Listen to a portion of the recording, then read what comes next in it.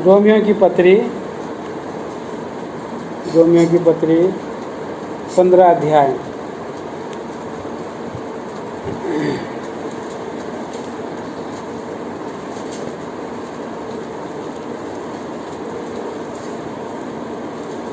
रोमी 15 अध्याय और उसका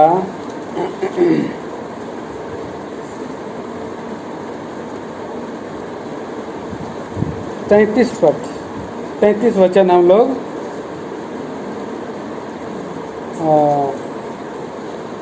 पहले हम लोग उसका 13 पद पढ़ेंगे, साथ में फिर 33 पद हम लोग पढ़ेंगे। आइए हम लोग पढ़ेंगे इसको। परमेश्वर जो आशा का दाता है, तुम्हें विश्वास करने में सब प्रकार के आनंद और शांति से परिपूर्ण करे कि पवित्र आत्मा की सामर्थ से तुम्हारी आशा बढ़ती जाए। 33 शांति का परमेश्वर तुम सब के साथ रहे, आमीन। छोटी सी प्रार्थना करेंगे। प्यारे ईश्वर के पिता, हम धन्यवाद आराधना स्तुति करते हैं, वंदना करते हैं। आपके लोगों के साथ संगति के लिए सुअवसर दिया, मधुर समय दिया प्रभु परमेश्वर। गीतों के गाने में प्रभु जी आपने हमारे हृदयों को दोबारा तैयार किया, गा सका। दयालु पिता परमेश्वर, आपके दास के गैर हाजिरी में, परंतु आपने हमें कलीसिया मंडली को रखा है, भाइयों को रखा है, संतों का झुंड को रखा है। प्रभु जी आपके खून खरीदे बच्चे और आपसे प्रेम करते हैं, इसलिए ये बाइबल अध्ययन प्रभु जी लगातार ध्यान मनन कर रहे हैं, इसीलिए हम धन्यवाद देते हैं। प्यारे प्रभु जी, आपकी शांति, आपकी महिमा, आपका बड़ाई ये लोग कर रहे हैं प्यारे प्रभु परमेश्वर, इसलिए मुझे भी आपने उसमें शामिल किया। आपके दास को प्रभु जी कुत्ता ने काट दिया प्यारा पिता परमेश्वर। शत्रु शैतान का सारे कृत्यों को प्रभु आप ही खंडन करें। महान पिता, महान परमेश्वर, आपसे हमारी प्रार्थना है, भाई को चंगाई दीजिए और इस समय भी आप स्वर्ग से आत्मा के भरपूरी अभिषेक से बातें करें। प्यारे पिता परमेश्वर, आप महिमा आदर पाएँ। यीशु मसीह प्रभु के नाम में मांग के सुनिए, स्वर्ग राज में ग्रहण करें पिताजी, आमीन।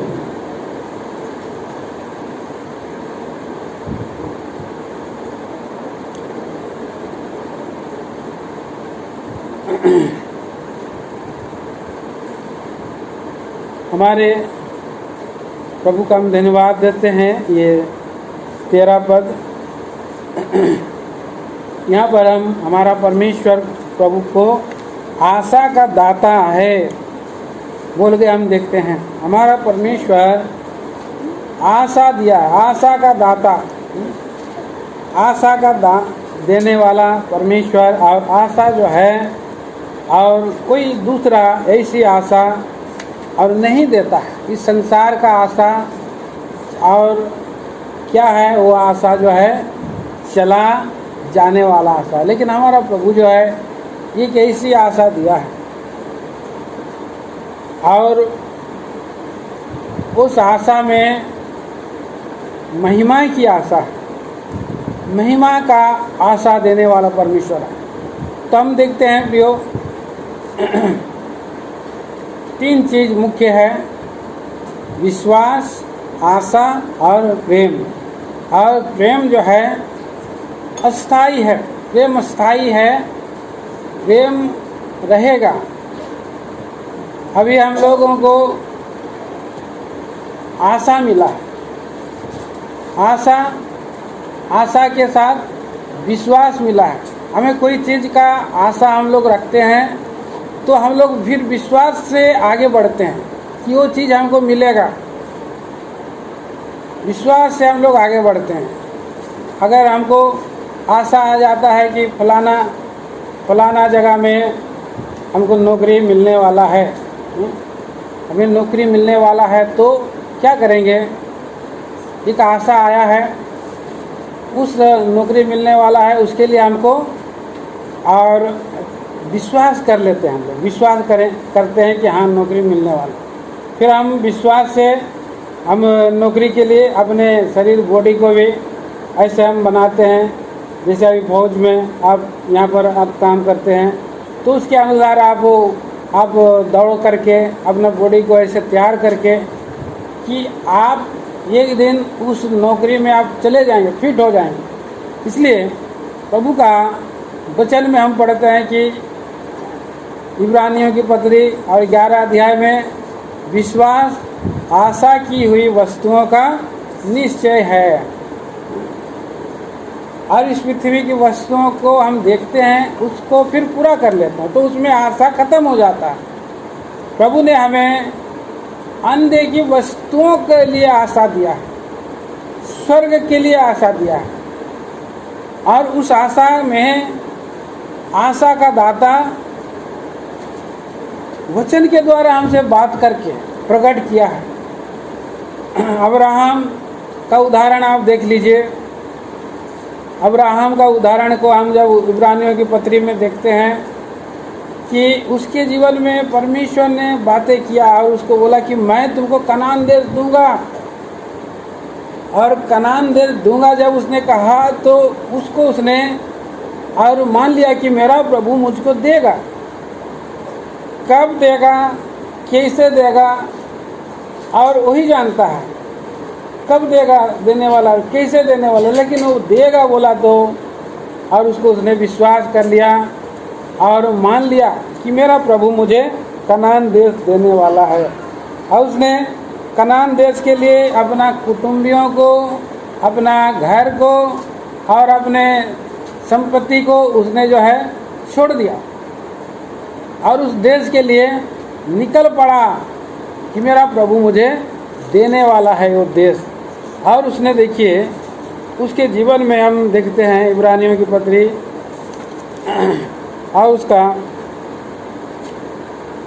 11 का 8 पद में हम पढ़ते हैं, विश्वास ही से अब्राहम जब बुलाया गया तो आज्ञा मानकर ऐसी जगह निकल गया जिसे मिरास में लेने वाला था, और यह न जानता था कि मैं किधर जाता हूँ, तो भी निकल गया। विश्वास ही से उसने प्रतिज्ञा किए हुए देश में, पराये देश में परदेशी के समान रहकर इसहाक और याकूब समेत जो उसके साथ उसी प्रतिज्ञा के वारिस थे तंबुओं में वास किया। कैसे उसके जीवन में परमेश्वर बात करना आरंभ कर दिया। ज्योतिर्मय परमेश्वर, महिमा का परमेश्वर उसने कहा, बात किया कि मैं कनान देश दूंगा, और उसको उसने आज्ञा मान करके निकाल गया। वह ना जानता था मैं किधर जाता हूँ। प्रभु बोला है कि इधर चले जाओ तो उधर जा रहा है, आगे चले जाओ आगे चल जा गया, और आज्ञा मान करके वो जा रहा है। प्रभु का आत्मा उसके अंदर में आ गया था। उसका आत्मा ही उसको जो है कि भर जाता था और बोलता था कि आगे चलो, आगे जाता था। कई बार जो है कि और कनान देश में बांज वृक्ष के जगह में रहा, धूप में रहा, तंबुओं में रहा और रहते गया। क्यों? अकाल में भी रहा, वहाँ पर अकाल भी आया, उधर भी रहा, बहुत सा जगह में रहा, पर उसने उस देश को उसने दूर से देखा। ये सब कैसे? आशा किया, इसलिए आशा उसके अंदर में आया था। और उसका परमेश्वर ने उसको कहा कि तुझे के संतान होगा, तुझे एक संतान होगा। देखिए हम पढ़ते हैं 15 अध्याय उत्पत्ति की किताब,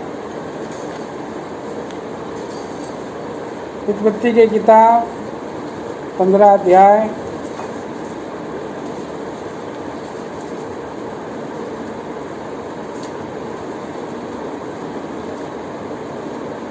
चार वचन पढ़ते हैं, 4 वचन और 5 वचन। तब यहोवा का यह वचन उसके पास पहुंचा, यह तेरा वारिस न होगा, तेरा जो निज पुत्र होगा वही तेरा वारिस होगा। हाँ। और उसने उसको बाहर ले जाके कहा, आकाश की ओर दृष्टि करके तारागण को गिन, क्या तू उसको गिन सकता है? फिर उसने उससे कहा, तेरा वंश ऐसा ही होगा। हाँ, उसने विश्वास किया, उसने यहोवा पर विश्वास किया और यहोवा ने इस बात को उसके लिए धर्म गिना, विश्वास किया। तेरा निज पुत्र से तेरा वारिस होगा, बोला। परमेश्वर उसको 75 साल में दर्शन दिया। 25 साल तक वो चलता रहा। 25 साल तक बीच में वो गड़बड़ा भी गया। मेरा द्वारा से तो हो सकता है, लेकिन मेरा पत्नी के द्वारा से नहीं हुआ। तो सारा बोली, परमेश्वर तो आप ही को प्रतिज्ञा दिया है, मुझको थोड़ी दिया है। इसलिए जाइए, आप दूसरा मेरा दासी से है, उसके पास जाइए, उससे जो बेटा होगा वो भी तो आपका होगा। तो वहाँ पर उसने शैतान जो है कि उसको भरमा दिया, शैतान जो है भरमा दिया। तो इस्माइल हुआ वहाँ पर। इस्माइल आज हम देखते हैं ये सारे मुस्लिम जाति है, ये सब उसी के वंशज हैं, इस्माइल के वंशज। परमेश्वर नाराज हो गया।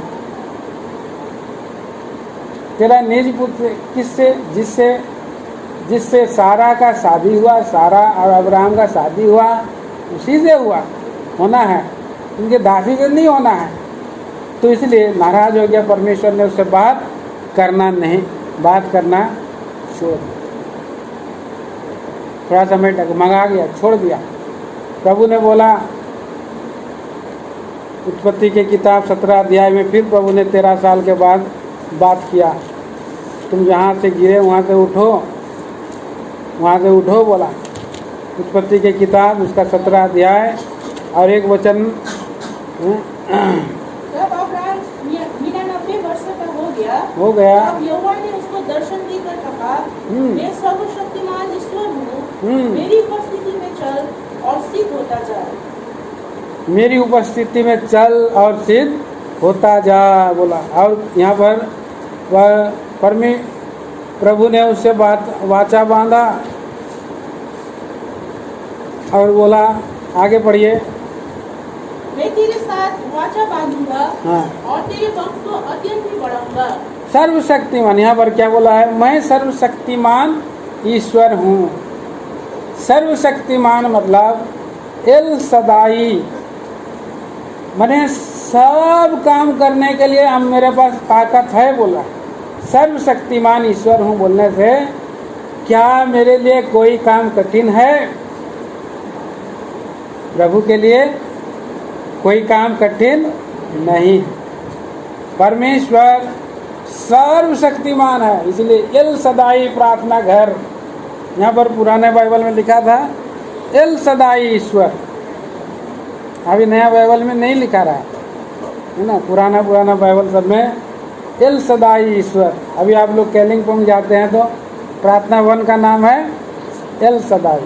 एल सदाई मतलब सर्वशक्तिमान परमेश्वर, वो सब कुछ करेगा, सब कुछ कर सकता है, उसके लिए कोई काम कठिन नहीं। एक बार इस्राएली लोग जंगल में थे, कुड़कुड़ाने लगे। मुझे हम लोगों को रोज़ रोज़ मन्ना खाना मिल रहा है। हम लोग मिस्र में थे तो हम लोगों को मछली मिलता था, हम लोगों को मीट मिलता था, मीट की हंडियों में के सामने बैठे रहते थे। हम लोग को प्याज मिलता था, धनिया मिलता था, लहसुन मिलता था और खरबूजे भी मिलते थे। हम लोग बहुत अच्छा से खाते थे। लेकिन प्रभु का बात को मान करके हम लोग जंगल में खाली मन्ना खा रहे हैं। इस निकम्मे मन्ना को छोड़ और हमको क्या मिल रहा बोल करके वो बहुत कुड़कुड़ाने लगे। घर में कई बार जो है कि और सिस्टर खाली दाल बनाती है, तो रोज़ रोज़ दाल बनाएगी तो हम लोग नाराज़ होते हैं कि नहीं? रोज़ रोज़ दाल मिलता है, रोज़ रोज़ दाल मिलता है, रोज़ रोज़ दाल मिलता है, कौन खाएगा? हाँ, तो हम लोग को सप्ताह में, और नहीं तो और नहीं तो सिस्टर नाराज हो जाएगी, बोलेगी हमको खाली रोज रोज दाल खिलाता है, रोज रोज दाल खिलाता है, कोई मछली भी नहीं लाता है, कोई भी नहीं लगता है लाता है, हैं? रोज रोज यही सब लेकर के खाली दाल खिला रहा है। बोलते हैं कि नहीं? कई बार तो बोलते हैं, कुड़कुड़ाहट आ जाता है मन में, हैं? तो यहाँ पर इस्राएली लोग कुड़कुड़ा रहे हैं। इतना दिन से हम लोग अच्छा थे कि वहीं पर हम लोग खाते थे और मर भी जाते थे। परमेश्वर ने देखा, अरे इतना कुड़कुड़ा रहे हैं। तो मूसा के देखिए गिनती की किताब में हम पढ़ते हैं 11 अध्याय गिनती की किताब, हम ये बात देख रहे हैं मूसा को क्या कहता है यहाँ, और मेरे लिए कौन सा बात कठिन है, वही वाला हम देख रहे हैं यहाँ। 6 लाख तो प्यादे ही थे, 6 लाख। 21 वचन पढ़िए, 21 वचन से पढ़िए। फिर मूसा ने कहा, हाँ, जिन लोगों के बीच मैं हूँ, हाँ, उनमें से 6 लाख तो प्यादे ही है। हाँ, और तूने कहा है कि मैं उन्हें इतना मांस दूंगा कि वे महीने भर उसे खाते ही रहेंगे। हाँ, वो प्रभु बोला है कि महीना भर खाते रहेंगे, लेकिन यहाँ पर तो 6 लाख तो प्यादे ही है। प्यादे मतलब जो लड़ने वाले सैनिक ही है। अभी आप 6 बोलने से एक परिवार में जवान होते हैं, बड़ा बुजुर्ग होते हैं, माता पिता होते हैं, फिर पति पत्नी होते हैं, फिर उसके बाद उनके बाल बच्चे होते हैं, 6 लोग होते हैं। तो पढ़िए, एक 6 लाख बोले थे, 6 छक 36 लाख लोग वहाँ पर सरवाइव कर रहे हैं, जंगल में यात्रा कर रहे हैं, और उनको सबको मीट चाहिए। अब प्रभु बोल रहा है कि महीने भर खाते रहेंगे, 1 महीना पूरा एकदम उनका महीने भर खाते रहेंगे। तो मूसा भी सवाल कर रहे कैसे होगा, क्या वे सब भेड़ बकरी गाय बैल उनके लिए मारे जाएं कि उनको मिले, या क्या समुद्र की सब मछलियां उनके लिए इकट्ठी की जाएं कि वे उनको मांस मिले। तो 23 पद में प्रभु बोल रहा है, यहोवा ने मूसा से कहा, क्या यहोवा का हाथ छोटा हो गया है? अब तू देखेगा कि मेरा वचन जो मैंने तुझसे कहा है वह पूरा होता है कि नहीं। प्रभु का वचन पूरा होता है, जो प्रभु कहता है वो पूरा करता है। प्रभु ने बोला कनान देश दूंगा तो दूंगा, कब दूंगा नहीं पता, कैसे देगा नहीं पता। प्रभु ने बोला कि मैं लड़का बेटा दूंगा तो दूंगा, कब दूंगा कैसे दूंगा वो नहीं जानता है। तो प्रभु इसलिए उसको सवाल कर रहा है, मैं सर्वशक्तिमान परमेश्वर हूँ, मेरे लिए कोई काम कठिन है? कोई काम कठिन है। इस्राएली लोगों के जीवन में क्या अद्भुत काम किया प्रभु ने, बड़ी आंधी चलाई है ना। 31 पद बढ़िए, गिनती के 11 के 31 में लिखा है, तब यहोवा की ओर से एक बड़ी आंधी आई और वह समुद्र से बटेरे उड़ा की छावनी पर और उसके चारों ओर इतनी ले आई कि वे इधर उधर एक दिन के मार्ग तक भूमि पर 2 हाथ के लगभग ऊंचे तक छा गए। कितना बड़ा बटेरे सब कैसा रहता है? वो समुंदर में बटेरे जो होता है ना, बतख के टाइप का, बतख मुर्गी के समान होता है, मुर्गी के एकदम अच्छा मुर्गी जैसा, बॉयलर मुर्गी का जैसा रहता है, बटेरे रहता है। और वो सब उड़ उड़ के आया, उनके छावनी में गिर गया। कितना? 1 दिन का मार्ग तक भूमि पर, कितना? लगभग 2 हाथ ऊंचे तक इतना गिरा है। तो कैसा हमारा महान प्रभु है, इतना दे दिया वो लोग। तो परमेश्वर क्या नहीं कर सकता? तो क्या परमेश्वर उसको अपना बेटा एक नहीं दे सकता? इसहाक को दे सकता है, दे सकता है। परमेश्वर उसको देगा, बोला तो देगा। कनान देश में पहुंचाएगा बोला तो परमेश्वर उनको पहुंचाएगा। क्यों? क्योंकि प्रभु ने बोला है, परमेश्वर ने बोला है। और एक वचन में हम गिनती की किताब में हम पढ़ते हैं कि क्या मेरे लिए कोई काम कठिन है, बोलता है। देखिए कितना में है,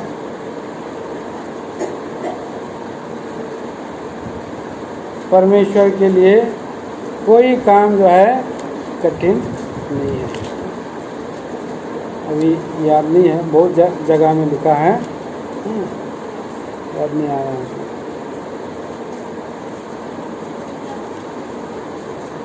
गिनती की किताब 23 या 24 अध्याय में लिखा है। हाँ, जो परमेश्वर ने ठाना है क्या उसे ना करे, ऐसा लिखा है।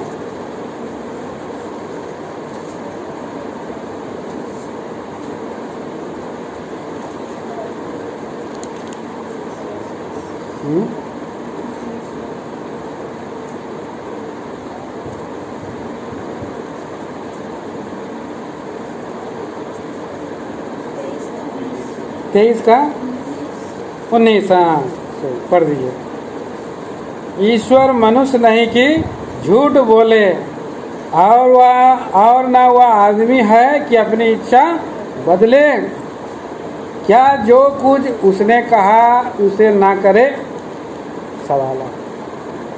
क्या वह वचन देकर उसे पूरा ना करे, परमेश्वर पूरा करने वाला। कनान देश दूंगा बोला, अब्राहम को नहीं मिला, इसहाक को भी नहीं मिला, याकूब को भी नहीं मिला, लेकिन 450 साल के बाद परमेश्वर ने जो कहा था उनके बच्चों के ऊपर में पूरा किया है। देखिए भजन संहिता की किताब और उसका 105 अध्याय, भजन संहिता 105 अध्याय और 9 वचन से पढ़ते हैं, 9 से 11 वचन।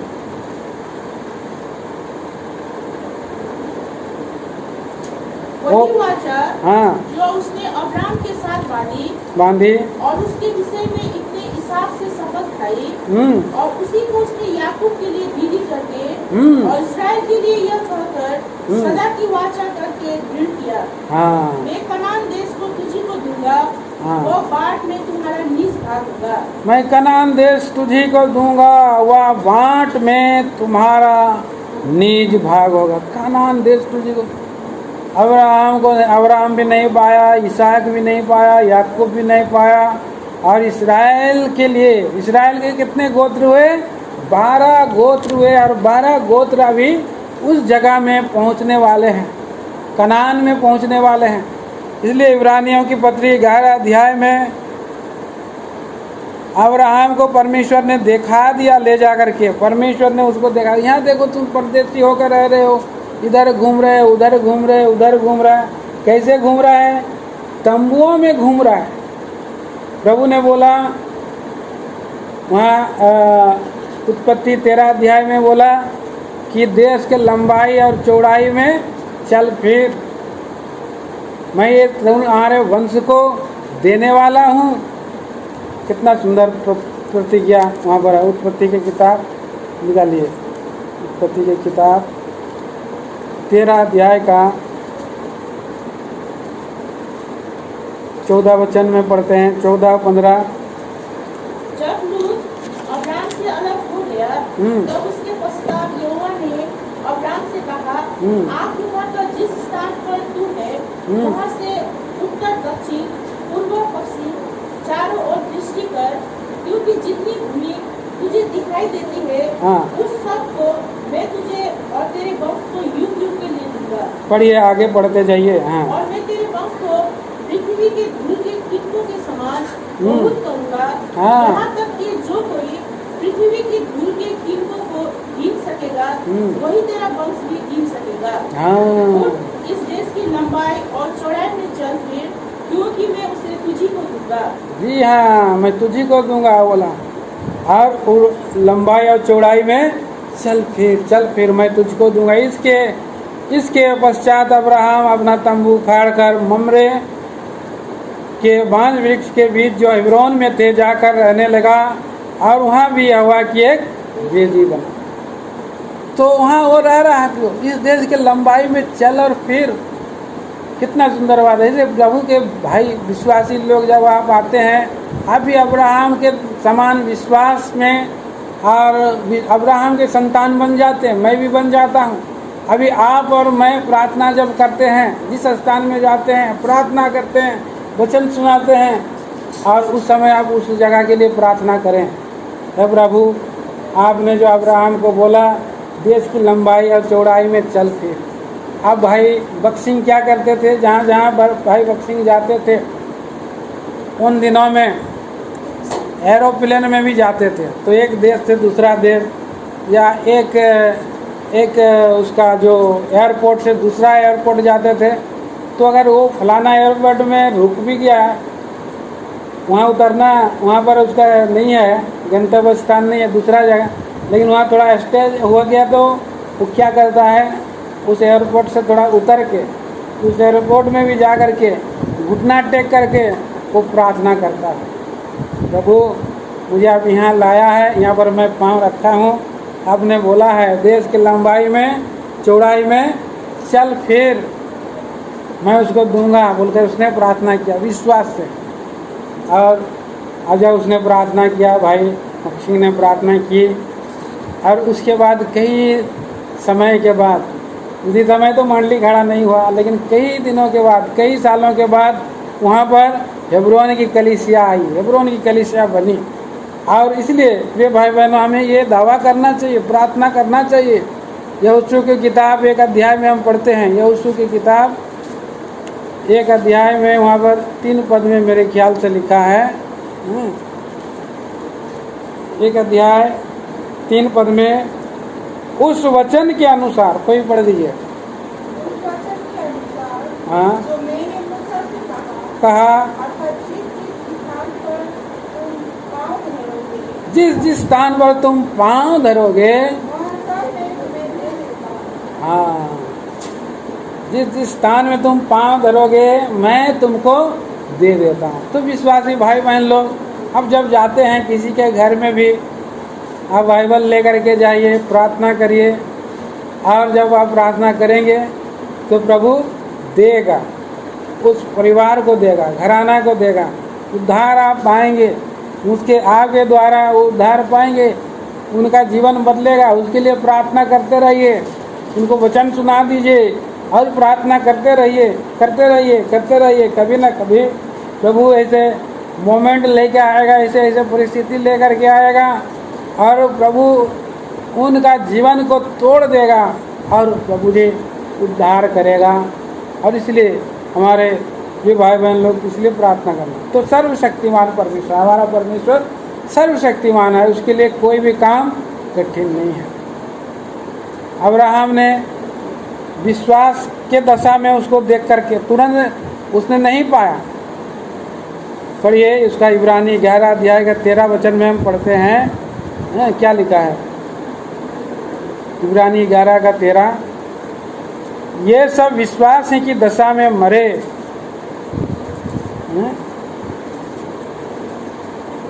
विश्वास की दशा में मरे, और उन्होंने प्रतिज्ञा की हुई वस्तुएं नहीं पाई, पर उन्हें दूर से देखकर आनंदित हुए और मान लिया कि हम पृथ्वी पर परदेसी और बाहरी हैं।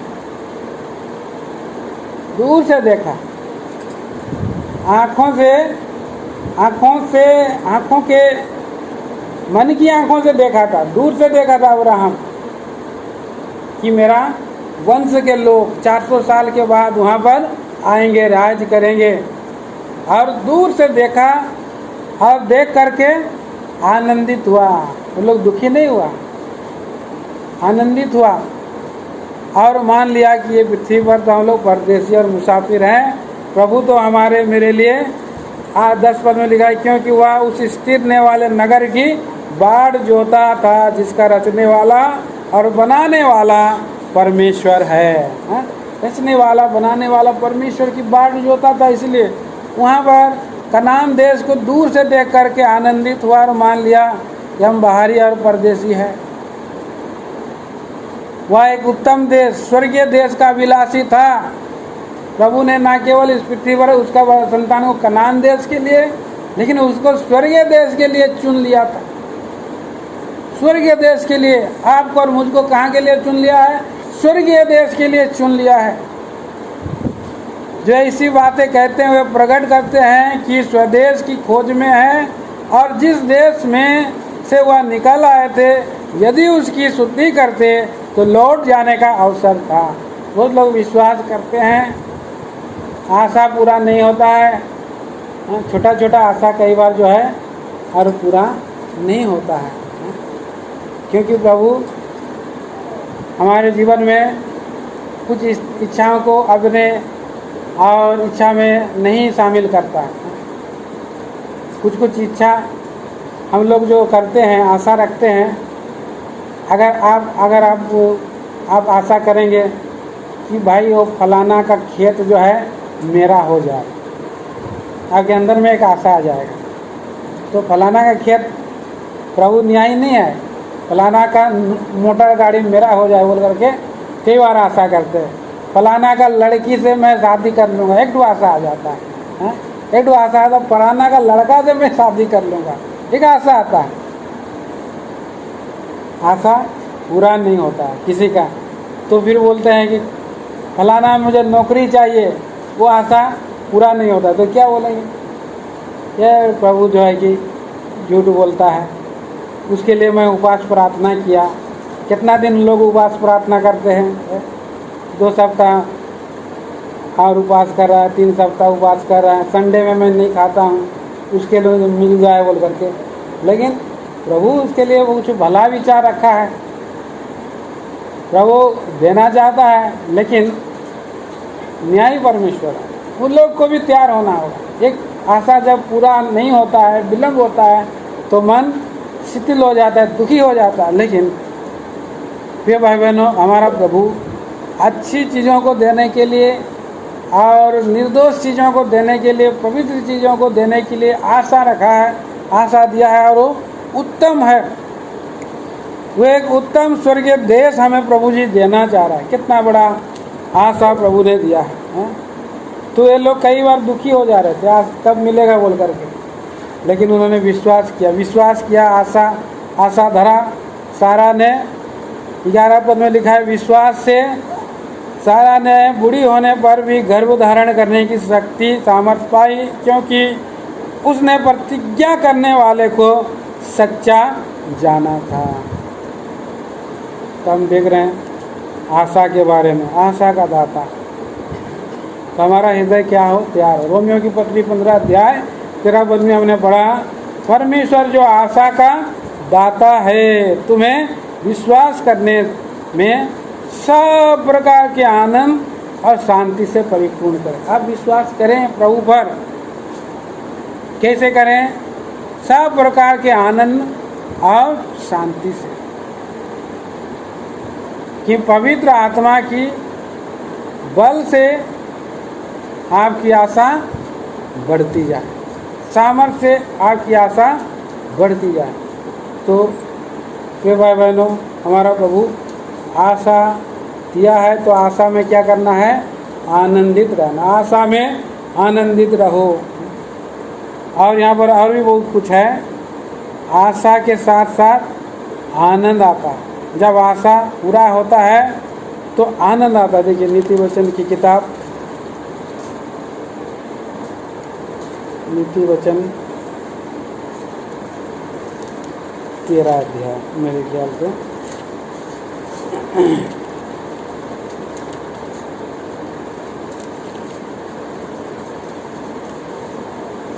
तेरह का 12। जब आशा पूरी होने में विलंब होता है तो मन स्थिर होता है, शिथिल होता है, परंतु जब लालसा पूरी होती है तब जीवन का वृक्ष बनता है। जीवन का लालसा पूरी हो जाने से जीवन का वृक्ष लगता है। वृक्ष लगता है मतलब जीवन में जीवन का आनंद आ जाता है, आशा पूरी हो। और बुढ़ापे में भी, और बूढ़ी सारा का आशा पूरा हो गया तो उसका अंदर में खुशी आ गया, और उसने उस बेटा का नाम इसहाक रखा। क्यों? क्योंकि इसहाक का मतलब होता है आनंद, खुशी, हंसी, है ना। और खुश से भर गए। और प्रभु फिर बाद में परीक्षा किया, बाद में इतना आनंदित हो गए कि भूल जा रहे थे, प्रभु को भी भूल जा रहे थे। अब्राहम को परमेश्वर ने परीक्षा करके परमेश्वर ने बोला कि तेरा बेटा को मुझे दे दे बलिदान करने के लिए, मोरिया पर्वत में ले जा, उसको लेकर के बलिदान चढ़ा। तो मेरा डर मानता है कि नहीं बोलते, परमेश्वर की आज्ञा,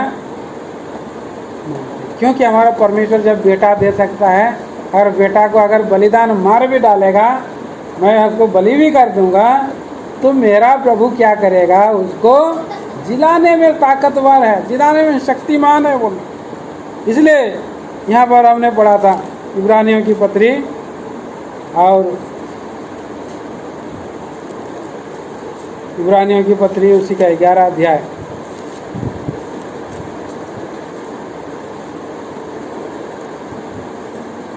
18 वचन 17 से पढ़ दीजिए। 17 से अब्राहम ने मरने जाने के समय में इसहाक को बलिदान चढ़ाया, और जिसने प्रतिज्ञाओं को सच माना था, और जिसने यह कहा गया था इसहाक से तेरा वंश ठहराएगा, वही अपने एकलौते को चढ़ाने लगा। फिर क्योंकि उसने मान लिया कि परमेश्वर सामर्थी है, परमेश्वर सामर्थी है कि उसे मरे हुए में से जिलाए, अतः उन्हीं में से दृष्टांत की रीति पर वो उसे फिर मिला। हाँ, उसने मान लिया था कि परमेश्वर उसे फिर से जिला सकता है, ये आशा है। प्रभु यीशु मसीह में हमें वही आशा मिला। प्रभु यीशु मसीह में हमें जीवन की आशा मिला है, जीवित आशा मिला है, स्वर्ग की आशा मिला है। जो बातें आंखों ने नहीं देखी, कानों ने नहीं सुनी, मनुष्य के चित्त पर नहीं चढ़ी, ऐसी बातें को परमेश्वर ने आपके लिए, मेरे लिए स्वर्ग में रखी है, तैयार की। जीवित आशा के लिए हमें नया जन्म दिया है। हम जीवित प्रभु को हम एक दिन देखेंगे। एक आशा, बहुत सुंदर आशा प्रभु ने दिया है। आयुब जब बीमार में था, रोग में था, उसको सर से पांव तक बड़े बड़े फोड़े उड़ रहे थे, तो वो लोग बोल रहे थे अरे तुमने पाप किया है। उसके दोस्त लोग बोल रहे थे पाप किया है। नहीं, हमने पाप नहीं। और उसके बाद वाद विवाद हुआ, लेकिन उसके अंदर में विश्वास था, परमेश्वर मेरा उद्धार किया है बोल के। मेरे अंदर में धर्म का मूल पाया जाता है बोला। और उसने बोला कि मुझे तो आशा है कि मैं परमेश्वर को देखूंगा, मेरा शरीर अगर सड़ भी जाए। देखिए कितना वचन पढ़ सकते हैं। आयुब 19 अध्याय, आयुब की किताब 19 अध्याय आप पढ़ दीजिए, उसका 23 वचन से पढ़ दीजिए। भला होता कि मेरी बातें लिखी जाती, हाँ, भला होता कि वे पुस्तक में लिखी जाती, हाँ, और लोहे की टांकी, हाँ, और शीशे से वे सदा के लिए चट्टान पर खोदी जाती। मुझे तो निश्चय है कि मेरा छुड़ाने वाला जीवित है, और वो अंत में पृथ्वी पर खड़ा होगा। रुकिए, यहाँ पर बोल रहा है भला होता कि मेरी बातें लिखी जाती। उसकी बातें लिखी गई कि नहीं? बाइबल में हम पढ़ रहे हैं, बाइबल में उसका बातें, मन का इच्छा को प्रभु ने उसको पूरा किया। अभी हम लोग पढ़ रहे हैं, उसकी बातें लिखी गई, लिखी जाती। लोहे की टांकी, शीशे से सदा के लिए चट्टान में अगर खोद भी दे तो उड़ जाए, लेकिन बाइबल में लिखा गया तो अनंत जीवन के लिए, हम सबों के लिए ये एक उदाहरण बन गया। और उसने क्या बोला है, पक्का उसको विश्वास है, मुझे तो निश्चय है कि मेरा छुड़ाने वाला जीवित है, और वह अंत में पृथ्वी पर खड़ा होगा। आगे बढ़िए। और अपनी खाल के इस प्रकार नष्ट हो जाने के बाद भी जी मैं शरीर में होकर परमेश्वर का दर्शन पाऊंगा। हाँ, खाल नष्ट हो गया के बाद भी मैं शरीर में होकर परमेश्वर का दर्शन। अभी खाल नष्ट हो गया, शरीर परमेश्वर से कौन सा शरीर देने वाला है? उसके अंदर में अक्षय शरीर, अविनाशी दे देने वाला है, इसलिए मैं शरीर में दर्शन पाऊंगा। आओ भी पढ़िए। उसका दर्शन में आप अपनी आंखों से अपने लिए करूँगा हाँ। और कोई दूसरा नहीं। कोई दूसरा नहीं। यद्यपि मेरा हृदय अंदर ही अंदर चूर चूर भी हो जाए। हाँ, अंदर ही अंदर चूर चूर हो जाए तो भी मुझमें तो धर्म का मूल पाया जाता है। हाँ। और तुझको जो कहते हो हम इसको कैसे सताए। हाँ। तो धर्म का मूल पाया जाता है, इसलिए उसको आशा है, क्योंकि प्रभु यीशु मसीह से उसने उद्धार पा लिया था। आयुब पुराना समय से प्रभु यीशु मसीह ने आयुब को भी उद्धार दिया, दाऊद को भी उद्धार दिया। दाऊद के बारे में आप देखिए, दाऊद के बारे में हम पढ़ते हैं भजन संहिता की किताब, उसका 17 अध्याय का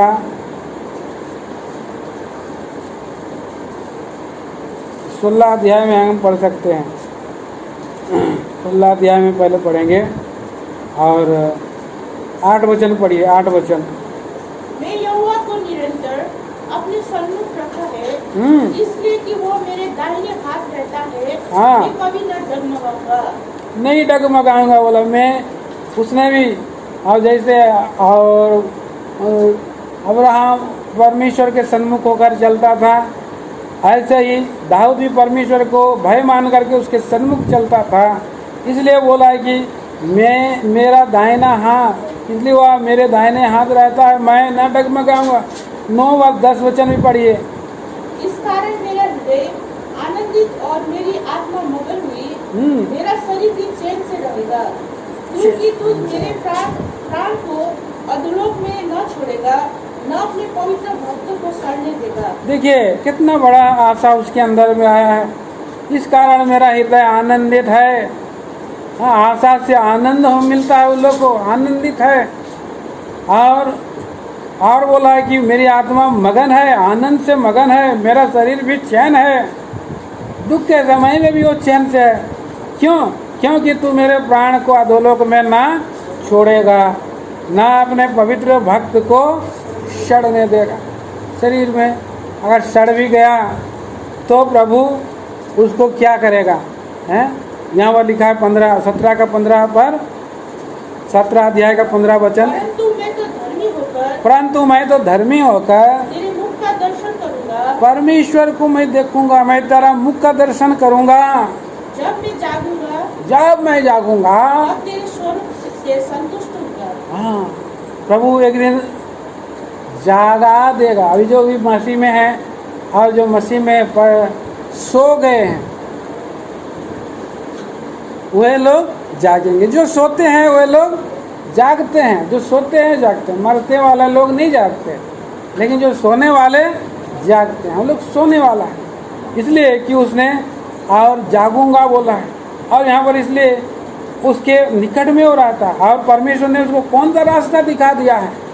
16 अध्याय का 11 पद में पढ़ते हैं, भजन 16 का 11 में, तू मुझे जीवन का रास्ता दिखाएगा। क्या तू मुझे जीवन का रास्ता दिखाएगा? हाँ, तेरे निकट आनंद की भरपूरी है। आनंद की भरपूरी है। तेरे दाहिने हाथ में सुख सर्वदा का सुख है उसके पास। हाँ, ये भाई बहनों, आशा में आनंद है, इसलिए आशा में आनंदित रहो।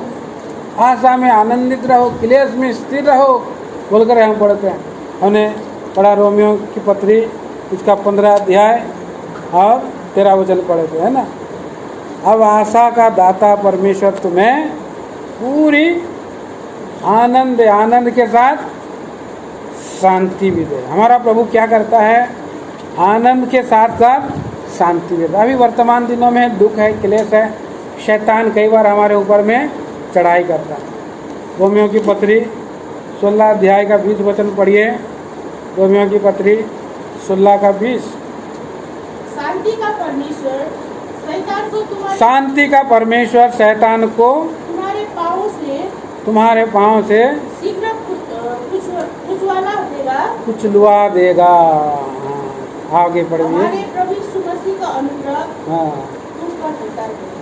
शांति का परमेश्वर, हमारा परमेश्वर आशा का दाता है, दूसरा आनंद को देता है, तीसरा वो शांति का परमेश्वर शांति देता है। शैतान ने शांति चोरी करता है। आदन के वाटिका में जब 3 लोग थे, परमेश्वर, त्रिएक परमेश्वर था, और आदम था और हव्वा था। वहाँ पर कैसे थे? शांति चैन था वहाँ पर वाटिका में। सभी लोगों के साथ उन लोग का मेल था। पेड़ पौधे से, पेड़ पौधे बोला है, उसका फल को खा सकते थे, और सारे जानवरों से बात करते थे। सांप भी उससे साथ बात करने आया, और शैतान सांप के अंदर में घुस गया। उस समय सांप का जो है ना, और पाँव भी था, पाँव भी था। आज भी हम देखते हैं, आज एक कौन सा ऐसा देश है जो उसका झंडा में सांप का और ये है चिन्ह है, हाँ? चाइना देश है कि नहीं? ड्रैगन है, और उसमें आग निकलता है कि नहीं? चाइना, देखिए बाइबल में लिखा है, आखिरी में प्रकाशित वाक्य में गोग मगोग चाइना देश ही है। वो लोग लड़ेगा और प्रभु इसमें जय पाएगा, सबको नाश करेगा। तो आज चाइना में बहुत गड़बड़ चल रहा है। वहाँ पर से आज वर्ल्ड वार होने के ऊपर में परिस्थिति भयंकर अशांति वाला है। उस दिन में भी आदन का वाटिका में अशांति फैला दिया, परमेश्वर से अलग कर दिया, और शैतान हमेशा चाहता है कि लोगों का शांति को छिन्न भिन्न कर दे, नष्ट कर दे। यहाँ पर लिखा है शांति का परमेश्वर, हमारा परमेश्वर शांति का परमेश्वर है। शैतान को तुम्हारे पांव से शीघ्र कुचलवा गया। कलवरी के क्रूस के ऊपर प्रभु यीशु मसीह ने शैतान का सिर को कुचल दिया, शैतान का सिर को कुचल दिया। सांप शैतान का सूचक है, और जो मयूर है, जंगल में मयूर जो है कि नाचता है, तो क्या करता है? सांप के साथ लड़ता है, तो सांप को उसने जो है तो पकड़ करके उसको कुचल देता है, सर को कुचल देता है। लड़ाई होता है मयूर के साथ। तो उसके बाद मयूर जो है उसको ऐसे पूरी तरह से उसका खा करके पूरा गला देता है, खत्म हो जाता है, ऐसे पूरा निगल जाता है सर। और उकाव का पक्षी भी को भी हम देखते हैं कि कैसे वो उकाव का पक्षी समुंदर से सांप को उठाता है और लेकर के उसका सर को कुचल करके बाद में उसको टुकड़ा टुकड़ा करके वो खा जाता है। हमारा प्रभु उकाव के समान है, हमारा परमेश्वर उकाव के समान है। और कैसे उसकी लड़ाई कैसे होती है? आकाश में होती है उड़ा लड़ाई। अगर वो पृथ्वी पर है तो उकाव का पक्षी को भी पलटी कर सकता है, उसको लपेटा, इसलिए ऊपर आकाश में ले जाता है और आकाश में से लड़ता है। तो जो बैटल ग्राउंड है, जो युद्ध क्षेत्र है, वो कैसा है? परमेश्वर के हम लोग का प्रार्थना में हम लोग रहेंगे। प्रार्थना में हम लोग जब रहेंगे तो हमारा प्रभु शांति के साथ हम जब बाढ़ जाएंगे। यशायाह नबी की किताब में लिखा है, यशायाह नबी का किताब उसका 26 अध्याय का 3 वचन में, हाँ क्या लिखा है वहाँ पर? जो तुझ पर भरोसा रखता है उसको तुम पूर्ण शांति के साथ रक्षा करता है, क्योंकि वो तुझ पर भरोसा रखता है। पूर्ण शांति के साथ रक्षा। बैटल ग्राउंड में आप जो शैतान का एरिया में नहीं रहना, शैतान का जगह में आप जाएंगे तो शैतान आपको हानि करेगा। शैतान क्या है? चोर है। बाइबल में क्या लिखा है? मत्ती यूहन्ना 10:10 में, यूहन्ना सुसमाचार 10:10 में, चोर आता है चोरी करने, घात करने, नष्ट करने। शैतान शांति को भी चुरा लेगा, आनंद को भी चुरा लेगा, आपका प्राण को भी हानि करेगा। शैतान जो है और कैसे आता है? गरजने वाले सिंह की नहीं आता है, इस खोज में आता है किसको फाड़ का है। शैतान आता है, भरमाता है, लोगों को धोखा देता है। और शैतान युक्ति करता है, षड्यंत्र युक्ति करता है कि आपका माइनस पॉइंट भी जानता है, प्लस पॉइंट भी जानता है। आप कहाँ पर चुकते रहते हैं, कहाँ पर चुकते रहते हैं, उसी जगह को पकड़ लेगा।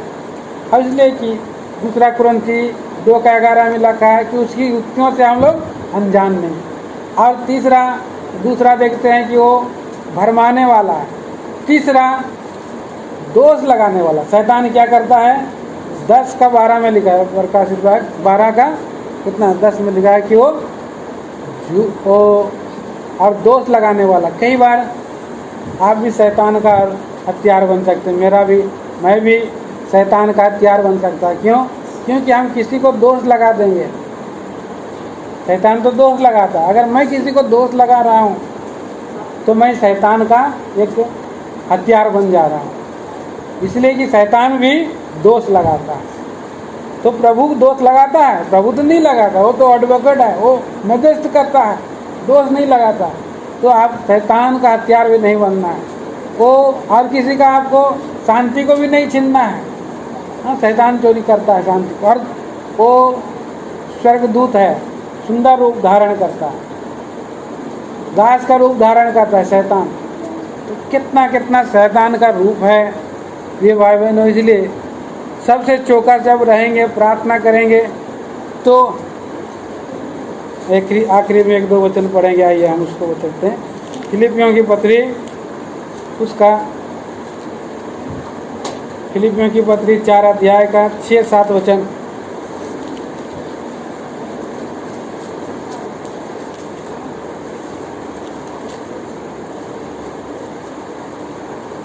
कोई भी पढ़िए। फिलिपी 4 का 6 और 7। किसी भी बात की चिंता मत करो, हाँ, परंतु हर एक बात में तुम्हारे निवेदन, प्रार्थना और विनती के द्वारा धन्यवाद के साथ परमेश्वर के सम्मुख उपस्थित किए जाए। हाँ, तब परमेश्वर की शांति जो सारी समझ से परे है, तुम्हारे हृदय और तुम्हारे विचारों को मसीह यीशु में सुरक्षित रखेगी। मसीह यीशु में सुरक्षित। शांत, परमेश्वर की शांति। यहाँ पर सब बातों में बोला है, किसी भी बात की चिंता मत करो, हर एक बात में किसी भी बात की चिंता मत करो, हर एक बात में प्रार्थना करो। प्रार्थना करने से शैतान का सिर को प्रभु कुचल देगा। शांति का परमेश्वर की शांति। हम लोग बहुत बातों में हम लोग चिंता करते हैं, हम लोग प्रार्थना कम करते हैं, चिंता ज़्यादा करते हैं। चिंता ज़्यादा नहीं करना है बोला प्रभु। किसी भी बात की चिंता मत करो बोल रहा है। तो कई बार डर लगता है, हर एक मनुष्य को डरते हैं, हर एक मनुष्य डरते हैं। बीमारी में डर लगता है। और कोई अगर अपना घर का मालिक गार्जियन चला जाता है तो पत्नी डरते रहते रात को क्या होगा। कई बार हम लोग इसीलिए कुत्ता बिल्ली को भी अपना साथी बना लेते हैं, पाल लेते हैं।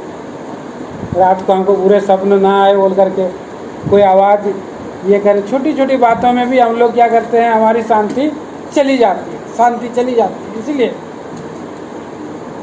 तो हर बात में प्रार्थना करने से सब बातों में प्रभु हमको दे देगा। एक बार मैं आखिरी में गवाही मेरा अपना दे देता हूँ। मैं जब अन्य जाति में से पहली बार प्रभु के पास आया, कुछ ही एक डेढ़ महीना था। तो एक कंपनी में था, LIC कंपनी में।